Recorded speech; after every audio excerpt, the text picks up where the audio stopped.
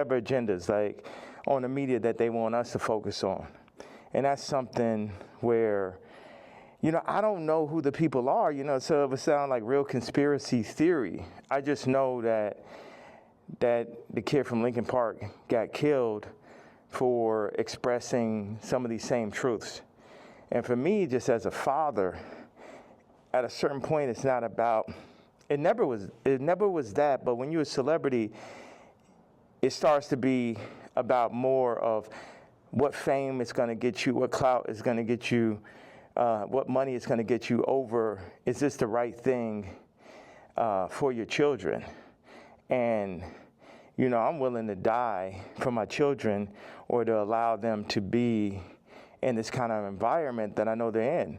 And what I noticed on the comments, they always used to try to, like, for the past 10 years, they used to try to write me off. Oh, he's so crazy, he's so crazy. I'm seeing the comments is now like 60, 70% like, yo, he's just telling you exactly what's going on. He's just the only one that's in a position to be able to do it, because I don't have any brand sponsorships. It's like I'm past cancel. So these people out here, they toying, they playing. It's interesting. The swastika, I want to just, I know we have a little bit of time. I want to tell you, by doing it, it's sort of like a magnet where people get so mad and they start exposing themselves, because the Jews, they move in the tunnels. They move where you can't see them. They're an invisible hand, and they'll get like, what they'll do is they'll threaten people. Oh, we're going to take your tours away. We're going to drop your artists. You got to say this. You're like, how many people I stand with my Jewish people, 3 years ago? And what I did is I stood on it this time. I never backed down. That's my whole thing. That's why I was mad about removing, that somebody taught me into removing that Jay-Z tweet, because it was just like, nah, the whole idea is no matter what, I'm not going to back down. So by doing a swastika chain, it then ruffled some feathers. And then I really saw the comparison of me and Puff with the Diageo and the Adidas situation. Yeah. Regardless, if they could have locked me up for taxes and that, they wasn't playing fair. Like, okay, cool, fair deal. You did good, we did good. It's like, no, you leaving with nothing. We have to destroy you. Even though they came and used us to tap into the culture and make money off of black people and people who enjoy black culture.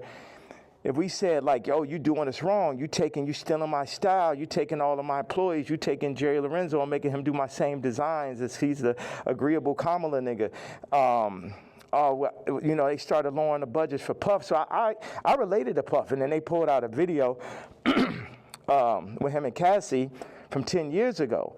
And then it made everybody be like, oh, Puff's a woman beater, so he's the devil. He needs to be in jail.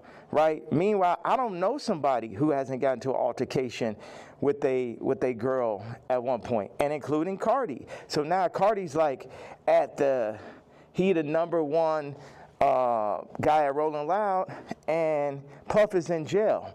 And then you got two women beaters and you got two supposed pedophiles. Watch this.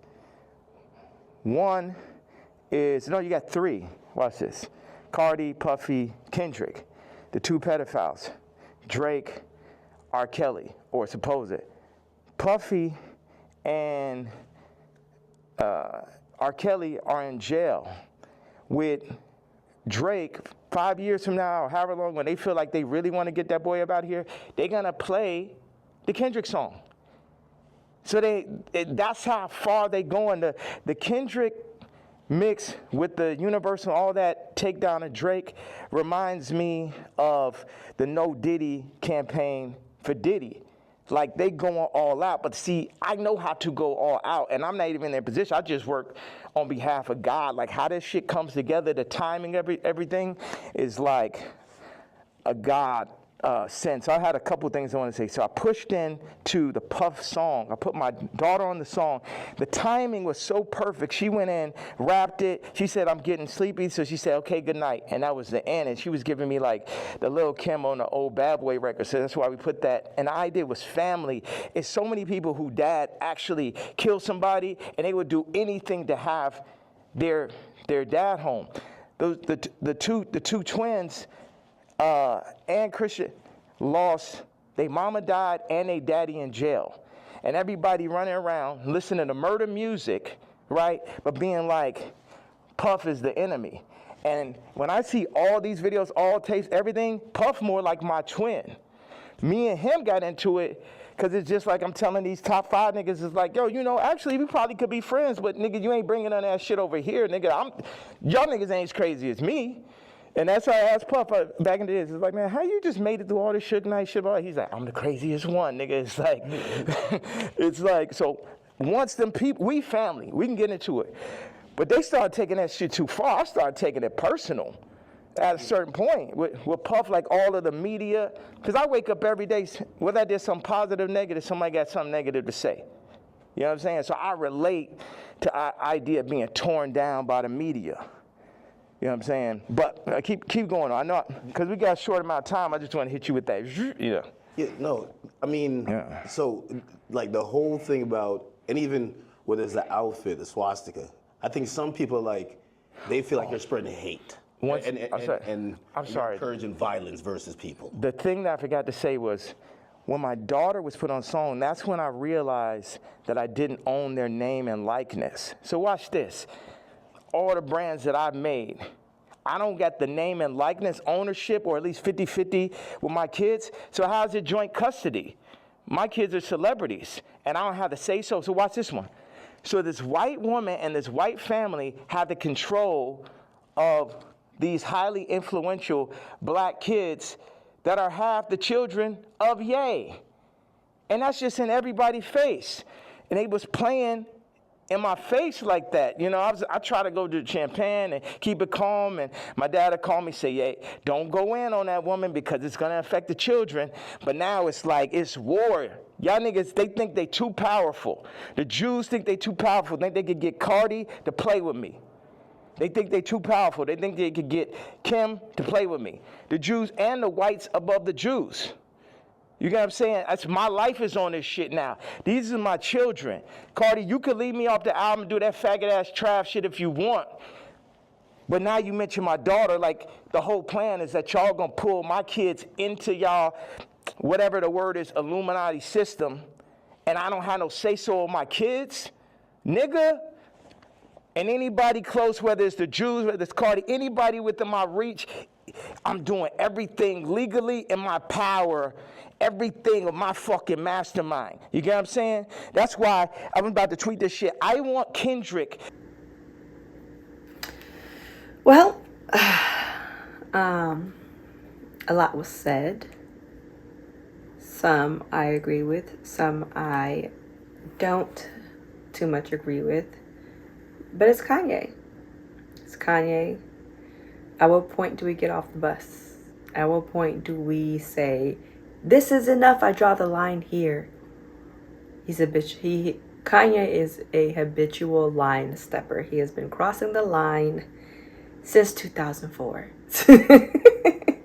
Since 2007. I mean, the first line he crossed was, George Bush does not care about black people, on national TV. And then it was Taylor Swift, and then it was this, and then it was that. It's kind of like, when do we stop being shocked? I like the guy. I've been listening to Kanye since I was in 7th grade. I have remained a fan through it all. Nothing he does surprises me. I do think he's making relevant points about the Jewish community and how they profit off of the black community and other communities.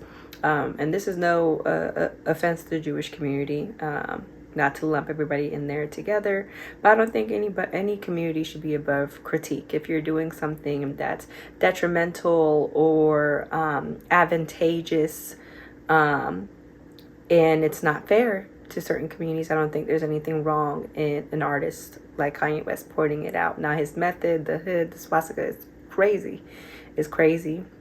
It's unnecessary, but it seems as though he's dealing with an extreme situation, so he's going to extreme means to be heard.